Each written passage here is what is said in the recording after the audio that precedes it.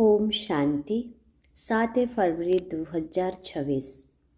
मिठे बाबा बोले, मिठे बच्चे, बुद्धिरे एकमात्र बाबांकर स्मृति स्थायी भावरे रहिबा मध्य अहो सौभाग्य अटे। बाबा कहउछन्ति, मिठे बच्चे, बुद्धिरे एकमात्र बाबांकर स्मृति स्थायी भावरे रहिबा मध्य अहो सौभाग्य अटे। आजर प्रश्न, ଯେଉଁ ପିଲାମାନଙ୍କର ସେବା କରିବାର ସଉକ ଥିବ ସେମାନଙ୍କର ଲକ୍ଷଣ କିପରି ହୋଇଥିବ? ଯେଉଁ ପିଲାମାନଙ୍କର ସେବା କରିବାର ସଉକ ଥିବ ସେମାନଙ୍କର ଲକ୍ଷଣ କିପରି ହୋଇଥିବ? ଉତ୍ତର, ସେମାନେ ମୁଖରେ ଜ୍ଞାନ ଶୁଣାଇବା ବିନା ରହିପାରିବେ ନାହିଁ। ସେମାନେ ଆତ୍ମିକ ସେବାରେ ନିଜର ହଡ୍ଡି ହଡ୍ଡି ଅର୍ଥାତ୍ ସର୍ବସ୍ୱ ସ୍ୱାହା କରିଦେବେ। ସେମାନଙ୍କୁ ରୁହାନୀ ନୋଲେଜ ଅର୍ଥାତ୍ ଆତ୍ମିକ ଜ୍ଞାନ ଶୁଣାଇବାରେ ବହୁତ ଖୁସି ମିଳିବ। ଖୁସିରେ ହିଁ ନାଚୁଥିବେ। ସେମାନେ ନିଜଠାରୁ ବଡ଼ମାନଙ୍କୁ ବହୁତ ସମ୍ମାନ ଦେଉଥିବେ ଏବଂ ସେମାନଙ୍କଠାରୁ ଶିଖୁଥିବେ। ଗୀତ ବଦଳ ଯାଏ ଦୁନିଆ ନ ବଦଲେଙ୍ଗେ ହମ୍। ଓମ୍ ଶାନ୍ତି। ପିଲାମାନେ କବିତାର 2ଟି ଧାଡ଼ି ଶୁଣିଲେ। ଏହା ପ୍ରତିଜ୍ଞାର କବିତା ଅଟେ। ଯେପରି କାହାର ନିର୍ବନ୍ଧ ହେଉଥିଲେ ସେମାନେ ପ୍ରତିଜ୍ଞା କରିଥାନ୍ତି ଯେ ସ୍ତ୍ରୀ ପୁରୁଷ କେବେ ପରସ୍ପରକୁ ଛାଡ଼ିବେ ନାହିଁ।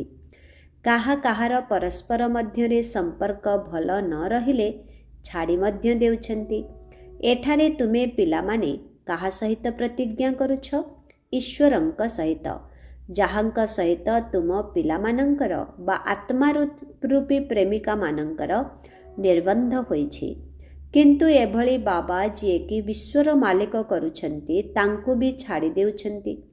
ଏଠାରେ ତୁମେ ପିଲାମାନେ ବାବାଙ୍କ ସମ୍ମୁଖରେ ବସିଛ ଏବଂ ଜାଣିଛ ଯେ ଏବେ ବେହଦର ବାପ ଦାଦା ଆସିଛନ୍ତି। ତୁମର ଏହିଭଳି ଯେଉଁ ଅବସ୍ଥା ଏହିଠାରେ ଅର୍ଥାତ୍ ମଧୁବନରେ ରହୁଛି, ସେହି ଅବସ୍ଥା ତ ବାହାରର ସେଣ୍ଟରମାନଙ୍କରେ ରହିପାରିବ ନାହିଁ। ଏଠାରେ ତୁମେ ଜାଣୁଛ ଯେ ବାପଦାଦା ଆସିଲେ କି ଆସିଲେ। ବାହାରର ସେଣ୍ଟରମାନଙ୍କରେ ଭାବିବେ ଯେ ବାବାଙ୍କ ଦ୍ୱାରା ଶୁଣାଯାଇଥିବା ମୁରଲି ଆସିଲା କି ଆସିଲା। ଏଠିକାର ଏବଂ ସେଠିକାର ସ୍ଥିତିରେ ବହୁତ ଫରକ ରହିଥାଏ। କାରଣ ଏଠାରେ ତୁମେ ବେହଦର ବାବାଙ୍କ ସମ୍ମୁଖରେ ବସିଛ। ସେଠାରେ ତ ସମ୍ମୁଖରେ ନଥାଅ। ଚାହାନ୍ତି ସମ୍ମୁଖକୁ ଯାଇ ମୁରଲି ଶୁଣିବି। ଏଠାରେ ପିଲାମାନଙ୍କର ବୁଦ୍ଧିରେ ଆସୁଛି ବାବା ଆସିଲେ କି ଆସିଲେ। ଯେପରି ଅନ୍ୟ ସବୁ ସତ୍ସଙ୍ଗ ରହିଛି, ସେଠାରେ ସେମାନେ ଭାବିଥାନ୍ତି ଅମୁକ ସ୍ୱାମୀଜୀ ଆସିବେ। କିନ୍ତୁ ଏହିଭଳି ବିଚାର ମଧ୍ୟ ସମସ୍ତଙ୍କର ଏକାଭଳି ଆସିନଥାଏ। କାହାର ବୁଦ୍ଧି ତ ଅନ୍ୟ ଆଡ଼େ ଘୁରି ବୁଲୁଥାଏ। କାହାର ପତି ମନେ ପଡ଼ିଥାଏ ତ କାହାର ସମ୍ପର୍କୀୟମାନେ ମନେ ପଡ଼ିଥାନ୍ତି। ବୁଦ୍ଧିର ଯୋଗ ଏକମାତ୍ର ଗୁରୁଙ୍କ ସାଥିରେ ମଧ୍ୟ ରହିପାରେ ନାହିଁ। କ୍ୱଚିତ୍ କେହି ଥିବେ ଯିଏକି ସ୍ୱାମୀଙ୍କର ସ୍ମୃତିରେ ବସିଥିବେ। ଏଠାରେ ମଧ୍ୟ ସେହିଭଳି ଅଛନ୍ତି। ଏମିତି ନୁହେଁ ଯେ ସମସ୍ତେ ଶିବ ବାବାଙ୍କର ସ୍ମୃତିରେ ରହୁଥିବେ।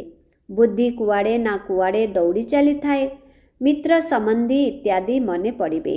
ସାରା ସମୟ ଏକମାତ୍ର ଶିବ ବାବାଙ୍କ ସ୍ମୃତିରେ ରହିପାରିବ ତ ଅହୋ ସୌଭାଗ୍ୟ।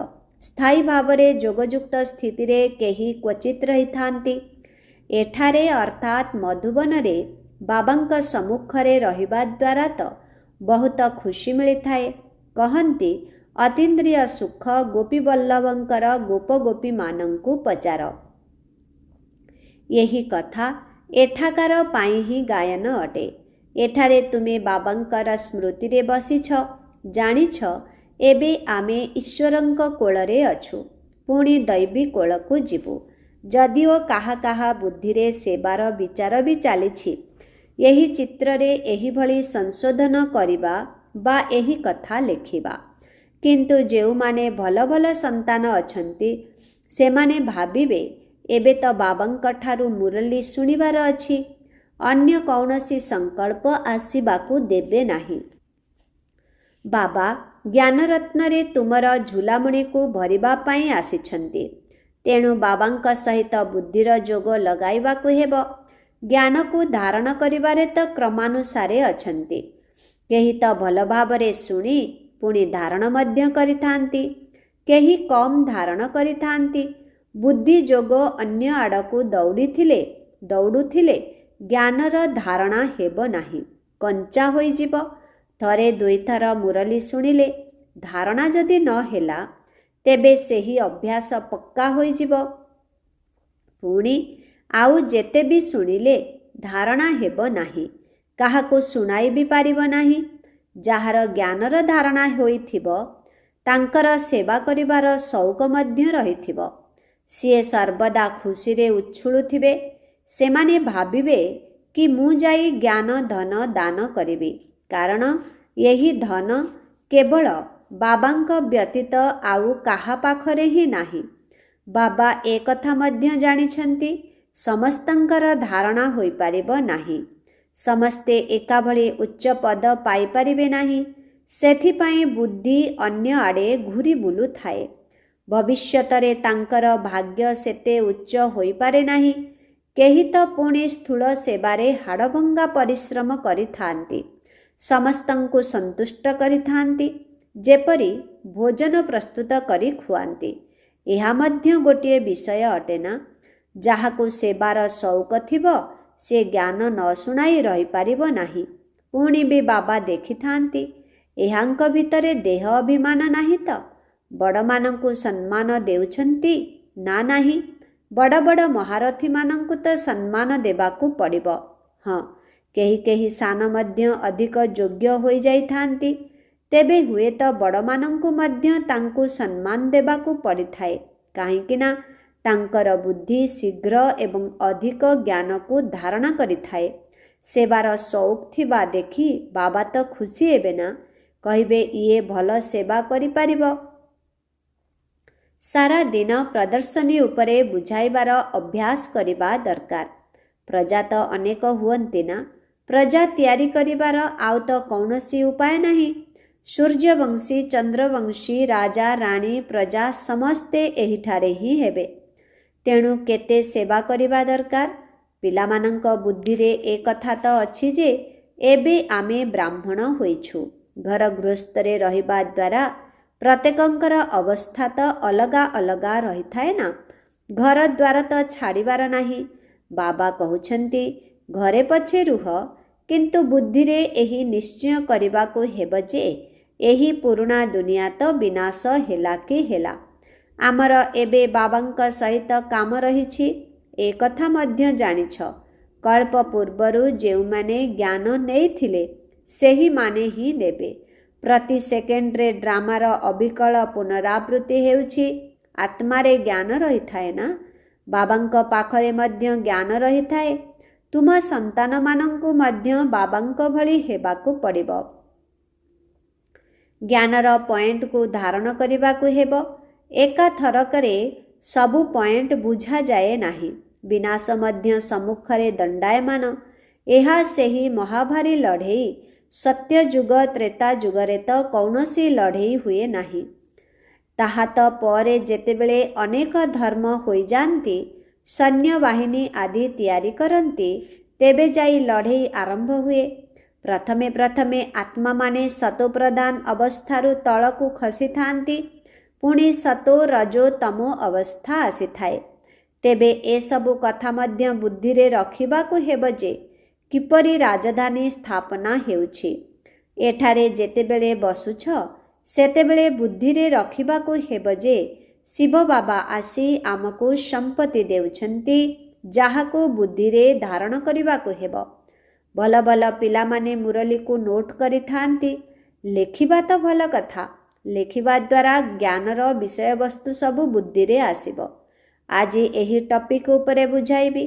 ବାବା କହୁଛନ୍ତି ମୁଁ ତୁମକୁ କେତେ ସମ୍ପତ୍ତି ଦେଇଥିଲି। ସତ୍ୟଯୁଗ ତ୍ରେତା ଯୁଗରେ ତୁମ ପାଖରେ ଅସରନ୍ତି ସମ୍ପତ୍ତି ଥିଲା। ପୁଣି ବାମ ମାର୍ଗରେ ଯିବା ଦ୍ୱାରା ତାହା କମି କମି ଗଲା ଏବଂ ଖୁସି ମଧ୍ୟ କମିବାରେ ଲାଗିଲା। କିଛି ନା କିଛି ବିକର୍ମ ମଧ୍ୟ ହୋଇ ଚାଲିଲା। ତଳକୁ ଖସି ଖସି କଳା କମି କମି ଚାଲିଲା। ସମସ୍ତଙ୍କର ଅବସ୍ଥା ସତୋ ପ୍ରଧାନ ସତୋ ରଜୋ ତମୋ ଦେଇ ଗତି କରିଥାଏ ନା? ସମସ୍ତେ ସତୋରୁ ରଜୋକୁ ଆସିଥାନ୍ତି, କିନ୍ତୁ ଏମିତି ନୁହେଁ ଯେ ତୁରନ୍ତ ଆସିଯାଇଥାନ୍ତି। ଧୀରେ ଧୀରେ ତଳକୁ ଖସିଥାନ୍ତି। ତମୋ ପ୍ରଧାନ ଅବସ୍ଥାରେ ମଧ୍ୟ ଧୀରେ ଧୀରେ ସିଡ଼ି ଓହ୍ଲାଇଥାଅ। କଳା କମି କମି ଯାଇଥାଏ। ଦିନକୁ ଦିନ କଳା କମି କମି ଚାଲିଥାଏ। ଏବେ ଉପରକୁ ଉଠିବାକୁ ହେବ। ତମୋ ପ୍ରଧାନରୁ ସତୋ ପ୍ରଧାନ ହେବାର ଅଛି।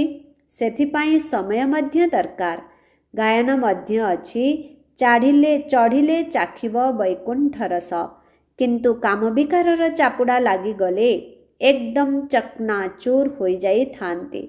ହାଡ଼ ଗୋଡ଼ ଭାଙ୍ଗି ଯାଇଥାଏ, ଅର୍ଥାତ୍ ସତ୍ୟାନାଶ ହୋଇଯାଇଥାଏ। କେହି ମନୁଷ୍ୟ ନିଜର ଜୀବଘାତ ମଧ୍ୟ କରିଥାନ୍ତି। ତାହା ଆତ୍ମଘାତ ଅର୍ଥାତ୍ ଆତ୍ମହତ୍ୟା ନୁହେଁ, ଜୀବଘାତ କୁହାଯାଏ। ଏଠାରେ ତ ବାବାଙ୍କ ଠାରୁ ବର୍ଷା ପାଇବାକୁ ହେବ। ବାବାଙ୍କୁ ମନେ ପକାଇବାକୁ ହେବ। କାହିଁକିନା ବାବାଙ୍କ ଠାରୁ ରାଜପଦ ମିଳିଥାଏ। ତେଣୁ ନିଜକୁ ପଚାରିବା ଦରକାର, ମୁଁ ବାବାଙ୍କୁ ମନେ ପକାଇ ଭବିଷ୍ୟତ ପାଇଁ କେତେ ରୋଜଗାର କରିଛି? କେତେ ଅନ୍ଧମାନଙ୍କର ଲାଠି ହୋଇଛି? ଘରେ ଘରେ ଏହି ସନ୍ଦେଶ ଦେବାକୁ ହେବ ଯେ ଏହି ପୁରୁଣା ଦୁନିଆ ବଦଳିବାକୁ ଯାଉଛି। ବାବା ନୂଆ ଦୁନିଆ ପାଇଁ ରାଜଯୋଗ ଶିଖାଉଛନ୍ତି। ସିଡ଼ି ଚିତ୍ରରେ ଏସବୁର ସ୍ପଷ୍ଟୀକରଣ ରହିଛି। ଏହି ଚିତ୍ର ସବୁ ତିଆରି କରିବା ପାଇଁ ପରିଶ୍ରମ କରିବାକୁ ପଡ଼ିଥାଏ। ସାରା ଦିନ ବିଚାର ଚାଲିଥାଏ। କିଭଳି ଏପରି ସହଜ କରି ତିଆରି କରିବି ଯାହାଦ୍ୱାରା କି କେହି ବି ବୁଝିପାରିବେ। ସାରା ଦୁନିଆ ତ ଏଠାକୁ ଆସିବ ନାହିଁ। ଦେବୀ ଦେବତା ଧର୍ମର ଆତ୍ମାମାନେ ହିଁ ଆସିବେ। ତୁମର ସେବା ତ ବହୁତ ଚାଲିବ। ତୁମେ ତ ଜାଣିଛ ଆମର ଏହି କ୍ଲାସ ଅର୍ଥାତ୍ ପାଠପଢ଼ା କେବେ ପର୍ଯ୍ୟନ୍ତ ଚାଲିବ? ସେମାନେ ତ କଳ୍ପର ଆୟୁଷ ଲକ୍ଷ ଲକ୍ଷ ବର୍ଷ ବୋଲି ଭାବୁଛନ୍ତି। ତେଣୁ ଶାସ୍ତ୍ର ଆଦି ଶୁଣାଇ ଚାଲିଛନ୍ତି। ଭାବୁଛନ୍ତି ଯେତେବେଳେ ଶେଷ ସମୟ ଆସିବ ସେତେବେଳେ ସମସ୍ତଙ୍କର ସଦ୍ଗତି ଦାତା ଆସିବେ ଏବଂ ଯେଉଁମାନେ ଆମର ଚେଲା ହୋଇଥିବେ ସେମାନଙ୍କର ମୁକ୍ତି ହୋଇଯିବ। ପୁଣି ଆମେ ମଧ୍ୟ ଯାଇ ଜ୍ୟୋତିରେ ମିଶିଯିବୁ। କିନ୍ତୁ ଏମିତି ତ ହେବ ନାହିଁ। ତୁମେ ଏବେ ଜାଣିଛ ଆମେ ଆମର ବାବାଙ୍କ ଦ୍ୱାରା ସଚ୍ଚା ଅମର କଥା ଶୁଣୁଛୁ। ତେଣୁ ସେହି ଅମର ବାବା ଯାହା କଥା କହୁଛନ୍ତି ତାହା ମାନିବାକୁ ମଧ୍ୟ ପଡ଼ିବ। ବାବା କେବଳ ଏତିକି କଥା କହୁଛନ୍ତି, ମୋତେ ମନେ ପକାଅ, ପବିତ୍ର ହୁଅ। ନଚେତ୍ ଦଣ୍ଡ ମଧ୍ୟ ବହୁତ ଭୋଗ କରିବାକୁ ପଡ଼ିବ। ପଦ ମଧ୍ୟ କମ୍ ମିଳିବ। ତେଣୁ ସେବାରେ ମେହନତ କରିବାକୁ ହେବ। ଯେପରି ଦଧିଚି ଋଷିଙ୍କର ଉଦାହରଣ ରହିଛି। ସିଏ ନିଜର ହାତ ମଧ୍ୟ ସେବାରେ ଦେଇଦେଲେ। ନିଜର ଶରୀରର ମଧ୍ୟ ଚିନ୍ତା ନ କରି ସାରା ଦିନ ସେବାରେ ରହିବା ତାକୁ କୁହାଯାଏ ସେବାରେ ହାଡ଼ ଦେବା ଅର୍ଥାତ୍ ସର୍ବସ୍ୱ ସ୍ୱାହା କରିବା। ଗୋଟିଏ ହେଲା ଶାରୀରିକ ପରିଶ୍ରମର ସେବା, ଆଉ ଗୋଟିଏ ହେଲା କଠିନ ଆତ୍ମିକ ସେବା। ଆତ୍ମିକ ସେବାଧାରୀମାନେ ଆତ୍ମିକ ଜ୍ଞାନ ହିଁ ଶୁଣାଉଥିବେ। ଜ୍ଞାନର ଧନ ଦାନ କରି ଖୁସିରେ ନାଚୁଥିବେ। ଦୁନିଆରେ ମନୁଷ୍ୟ ଯେଉଁ ସେବା କରୁଛନ୍ତି ତାହା ସବୁ ହେଲା ଶାରୀରିକ ସେବା। ଶାସ୍ତ୍ର ଶୁଣାଉଛନ୍ତି ତାହା ତ କୌଣସି ଆତ୍ମିକ ସେବା ନୁହେଁ। ଆତ୍ମିକ ସେବା ତ କେବଳ ବାବା ହିଁ ଆସି ଶିଖାଉଛନ୍ତି। ଆତ୍ମିକ ପିତା ହିଁ ଆତ୍ମିକ ସନ୍ତାନମାନଙ୍କୁ ପାଠ ପଢ଼ାଉଛନ୍ତି। ତୁମେ ପିଲାମାନେ ଏବେ ସତ୍ୟଯୁଗ ନୂଆ ଦୁନିଆକୁ ଯିବା ପାଇଁ ପ୍ରସ୍ତୁତ ହେଉଛ। ସେଠାରେ ତୁମ ଦ୍ୱାରା କୌଣସି ବିକର୍ମ ହେବ ନାହିଁ। ତାହା ହେଉଛି ହିଁ ରାମରାଜ୍ୟ। ସେଠାରେ ତ ବହୁତ କମ୍ ଲୋକ ରହିବେ। ଏବେ ତ ରାବଣ ରାଜ୍ୟରେ ସବୁ ଦୁଃଖୀ ଅଟନ୍ତି ନା? ଏହି ଜ୍ଞାନ ମଧ୍ୟ ତୁମମାନଙ୍କ ବୁଦ୍ଧିରେ ପୁରୁଷାର୍ଥର କ୍ରମ ଅନୁସାରେ ରହିଛି। ଏହି ସିଡ଼ିର ଚିତ୍ରରେ ହିଁ ସାରା ଜ୍ଞାନ ଆସିଯାଉଛି। ବାବା କହୁଛନ୍ତି ଏହି ଅନ୍ତିମ ଜନ୍ମ ପବିତ୍ର ହୁଅ। ତେବେ ପବିତ୍ର ଦୁନିଆର ମାଲିକ ହେବ। ତୁମକୁ ଏଭଳି ବୁଝାଇବାକୁ ହେବ ଯେ ଯାହାଦ୍ୱାରା ମନୁଷ୍ୟମାନଙ୍କୁ ଜଣାପଡ଼ିବ ଯେ ଆମେ ସତୋପ୍ରଧାନରୁ ତମୋପ୍ରଧାନ ହୋଇଯାଇଛୁ। ପୁଣି ଏହି ଯୋଗର ଯାତ୍ରା ଦ୍ୱାରା ହିଁ ସତୋପ୍ରଧାନ ହେବୁ। ଦେଖିଲେ ହିଁ ବୁଦ୍ଧିରେ ଆସିବ। ଏହି ଜ୍ଞାନ କାହା ପାଖରେ ନାହିଁ? ପଚାରିବେ ଏହି ସିଡ଼ି ଚିତ୍ରରେ ଅନ୍ୟ ଧର୍ମର ସମାଚାର ବା ବିବରଣୀ କାହିଁ? ତାର ସବୁ ବିବରଣୀ ଏହି ସୃଷ୍ଟିଚକ୍ରର ଚିତ୍ରରେ ଲେଖାଯାଇଛି। ଅନ୍ୟ ଧର୍ମର ଆତ୍ମାମାନେ ତ ନୂଆ ଦୁନିଆରେ ଆସୁନାହାନ୍ତି। ସେମାନଙ୍କୁ ଶାନ୍ତି ମିଳିଯାଉଛି, ଅର୍ଥାତ୍ ସେମାନେ ଶାନ୍ତି ଧାମକୁ ଚାଲି ଯାଉଛନ୍ତି। ଭାରତବାସୀ ହିଁ ସ୍ୱର୍ଗରେ ଥିଲେ ନା? ବାବା ମଧ୍ୟ ଭାରତକୁ ଆସି ରାଜଯୋଗ ଶିଖାଉଛନ୍ତି। ସେଥିପାଇଁ ଭାରତର ପ୍ରାଚୀନ ଯୋଗ ସମସ୍ତେ ଶିଖିବାକୁ ଚାହୁଁଛନ୍ତି। ଏହିସବୁ ଚିତ୍ରରୁ ସେମାନେ ନିଜେ ନିଜେ ବୁଝିଯିବେ ଯେ ବାସ୍ତବରେ ନୂଆ ଦୁନିଆରେ କେବଳ ଭାରତ ହିଁ ଥିଲା। ନିଜର ଧର୍ମକୁ ମଧ୍ୟ ବୁଝିଯିବେ। ଯଦିଓ ଯୀଶୁଖ୍ରୀଷ୍ଟ ଧର୍ମ ସ୍ଥାପନ କରିବା ପାଇଁ ଆସିଥିଲେ, କିନ୍ତୁ ବର୍ତ୍ତମାନ ସମୟରେ ସିଏ ମଧ୍ୟ ତମୋପ୍ରଧାନ ଅଟନ୍ତି। ଏହା ରଚୟିତା ଏବଂ ରଚନାର କେତେ ବିଶାଳ ଜ୍ଞାନ ଅଟେ। ତୁମେ କହିପାରିବ, ଆମକୁ କାହାର ଟଙ୍କା ପଇସାର ଆବଶ୍ୟକତା ନାହିଁ। ଆମେ ପଇସା କ'ଣ କରିବୁ? ତୁମେ ମଧ୍ୟ ଶୁଣ ଏବଂ ଅନ୍ୟମାନଙ୍କୁ ମଧ୍ୟ ଶୁଣାଅ। ଏହି ଚିତ୍ର ଆଦି ଛପାଅ। ଏହି ଚିତ୍ର ମାଧ୍ୟମରେ ସେବା କରିବାର ଅଛି। ହଲ୍ ତିଆରି କରିଦିଅ, ଯେଉଁଠି ଏହି ଜ୍ଞାନ ଶୁଣାଯାଇପାରିବ। ବାକି ଆମେ ପଇସା ନେଇ କ'ଣ କରିବୁ? ତୁମର ହିଁ ଘରର କଲ୍ୟାଣ ହେଉଛି, ତୁମେ କେବଳ ବ୍ୟବସ୍ଥା କର। ବହୁତ ଲୋକ ଆସି କହିବେ ଯେ ଏଠାରେ ଯେଉଁ ରଚୟିତା ଏବଂ ରଚନାର ଜ୍ଞାନ ମିଳୁଛି ତା ତ ବହୁତ ଭଲ। ଏହି କଥାକୁ ମନୁଷ୍ୟମାନେ ହିଁ ବୁଝିବା ଦରକାର। ବିଦେଶୀମାନେ ଏହି ଜ୍ଞାନ ଶୁଣିବାକୁ ବହୁତ ପସନ୍ଦ କରିବେ, ବହୁତ ଖୁସି ହେବେ। ଭାବିବେ ଆମେ ମଧ୍ୟ ବାବାଙ୍କ ସହିତ ଯୋଗ ଲଗାଇବୁ, ତେବେ ଆମର ବିକର୍ମ ବିନାଶ ହେବ। ସମସ୍ତଙ୍କୁ ବାବାଙ୍କର ପରିଚୟ ଦେବାକୁ ହେବ। ସମୟ ଆସିବ, ସମସ୍ତେ ବୁଝିପାରିବେ ଯେ ଏହି ଜ୍ଞାନ ତ ଈଶ୍ୱରଙ୍କ ବିନା କେହି ଦେଇପାରିବେ ନାହିଁ। କହୁଛନ୍ତି ଖୁଦା ବା ଭଗବାନ ହିଁ ବହିସ୍ଥ ଅର୍ଥାତ୍ ସ୍ୱର୍ଗ ସ୍ଥାପନ କରିଛନ୍ତି, କିନ୍ତୁ ସିଏ କିପରି ଆସନ୍ତି ଏ କଥା କାହାକୁ ଜଣା ନାହିଁ।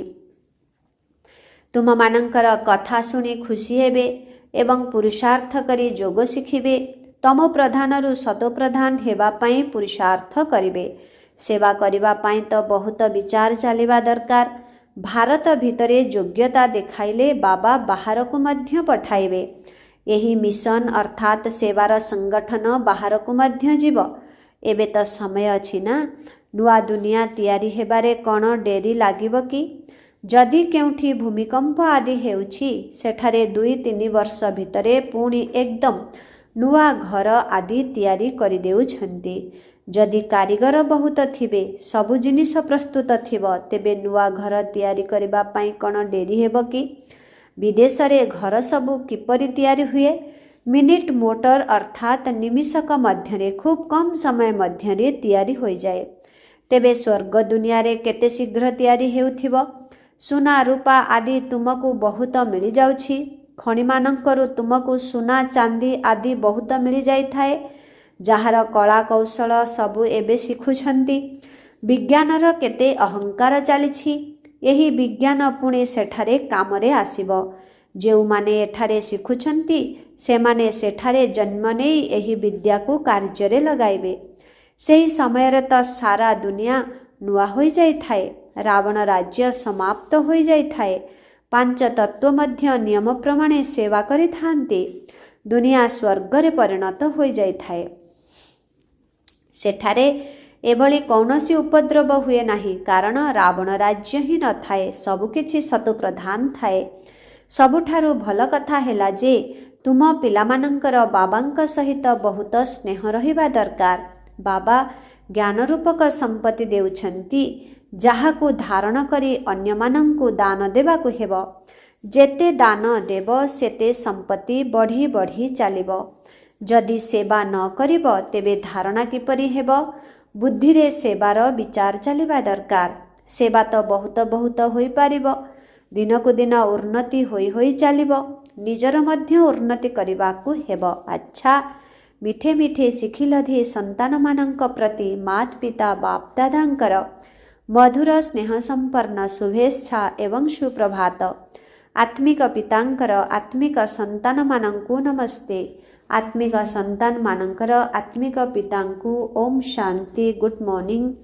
ନମସ୍ତେ ନମସ୍ତେ ନମସ୍ତେ ନମସ୍ତେ ନମସ୍ତେ। ଓମ୍ ଶାନ୍ତି। ଶୁକ୍ରିୟା ବାବା, ଶୁକ୍ରିୟା। ଓମ୍ ଶାନ୍ତି। ଧାରଣା ପାଇଁ ମୁଖ୍ୟ ସାର 1 ନମ୍ବର, ସର୍ବଦା ଏହି ରୁହାନୀ ସେବାରେ ତତ୍ପର ରହିବାକୁ ହେବ। ଜ୍ଞାନ ଧନ ଦାନ କରି ଖୁସିରେ ନାଚିବାକୁ ହେବ। ନିଜେ ଧାରଣା କରିବା ସହିତ ଅନ୍ୟକୁ ମଧ୍ୟ ଧାରଣ କରାଇବାକୁ ହେବ। 2 ନମ୍ବର, ବାବା ଯେଉଁ ଜ୍ଞାନର ସମ୍ପତ୍ତି ଦେଉଛନ୍ତି ସେଥିରେ ନିଜର ବୁଦ୍ଧିରୂପୀ ଝୁଲା ଭରିବାକୁ ହେବ। ଜ୍ଞାନର ପଏଣ୍ଟଗୁଡ଼ିକୁ ନୋଟ୍ କରି ବିଭିନ୍ନ ଟପିକ୍ ଅର୍ଥାତ୍ ବିଷୟ ଉପରେ ବୁଝାଇବାକୁ ହେବ। ଜ୍ଞାନ ଧନର ଦାନ କରିବା ପାଇଁ ସର୍ବଦା ବ୍ୟଗ୍ର ରହିବାକୁ ହେବ।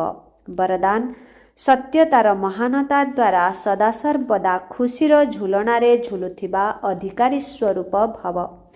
ସତ୍ୟତାର ଅଧିକାରୀ ସ୍ୱରୂପ ପିଲାମାନଙ୍କର ଗାୟନ ହେଲା ସଚ୍ ତୋ ବିଠୋ ନଚ, ଅର୍ଥାତ୍ ସତ୍ୟରେ ଅଛ ତେବେ ଖୁସିରେ ନାଚ। ସତ୍ୟତାର ନାବ ଟଳମଳ ହେବ କିନ୍ତୁ ବୁଡ଼ିପାରିବ ନାହିଁ। ତୁମମାନଙ୍କୁ ମଧ୍ୟ ଯିଏ ଯେତେ ବି ହଲଚଲ କରିବା ପାଇଁ ଚେଷ୍ଟା କରୁ କିନ୍ତୁ ତୁମେ ସତ୍ୟତାର ମହାନତା ଦ୍ୱାରା ଆହୁରି ଅଧିକ ଖୁସିର ଝୁଲଣାରେ ଝୁଲୁଛ। ସେମାନେ ତୁମକୁ ହଲଚଲ କରୁନାହାନ୍ତି ବରଂ ତୁମର ଝୁଲଣାକୁ ଝୁଲାଉଛନ୍ତି। ଏହା ହଲାଇବା ନୁହେଁ, ଝୁଲାଇବା ଅଟେ। ସେଥିପାଇଁ ତୁମେ ସେମାନଙ୍କୁ ଧନ୍ୟବାଦ ଦିଅ ଯେ ତୁମେ ଏହିଭଳି ଝୁଲାଉଥାଅ, ଆମେ ବାବାଙ୍କ ସହିତ ଝୁଲୁଥାଉ। ଆଜିର ସ୍ଲୋଗାନ, ଯଦି ସର୍ବଶକ୍ତିର ଲାଇଟ୍ ସର୍ବଦା ସାଥିରେ ରହିଥିବ ତେବେ ମାୟା ନିକଟକୁ ଆସିପାରିବ ନାହିଁ। ଓମ୍ ଶାନ୍ତି। ଅବ୍ୟକ୍ତ ଇଶାରା, ଏକତା ଏବଂ ବିଶ୍ୱାସର ବିଶେଷତା ଦ୍ୱାରା ସଫଳତା ସମ୍ପନ୍ନ ହୁଅ। ଏକତା, ସ୍ୱଚ୍ଛତା, ସୂକ୍ଷ୍ମତା, ମଧୁରତା ଏବଂ ମନବାଣୀ କର୍ମରେ ମହାନତା, ଏହି ପାଞ୍ଚଟି ଯାକ କଥା ସମସ୍ତଙ୍କ ଭିତରେ ପ୍ରତି ପାଦରେ ଦେଖାଯାଉ। ତେବେ ସହଜରେ ବାବାଙ୍କର ପ୍ରତ୍ୟକ୍ଷତା ହୋଇଯିବ। ଏବେ ପର୍ଯ୍ୟନ୍ତ ସଂସାରରେ ଯେଉଁଭଳି ଭିନ୍ନତା ଦେଖାଯାଉଛି ସେଗୁଡ଼ିକୁ ଏକତାକୁ ଆଣିବାକୁ ହେବ। ତେଣୁ ଏକତା ଆଣିବା ପାଇଁ ହେଲେ ପରସ୍ପରର ମତକୁ ସମ୍ମାନ ଦିଅ। ଆଜ୍ଞା ହଁ କହିବା ସହିତ ନିଜର ବିଚାର ମଧ୍ୟ ନିଶ୍ଚିତ ଦିଅ। ତାପରେ ଏକତାର ବନ୍ଧନରେ ବାନ୍ଧି ହୋଇଯାଅ। ଏହିଭଳି ଏକତା ହିଁ ସଫଳତାର ଆଧାର ଅଟେ। ଓମ୍ ଶାନ୍ତି।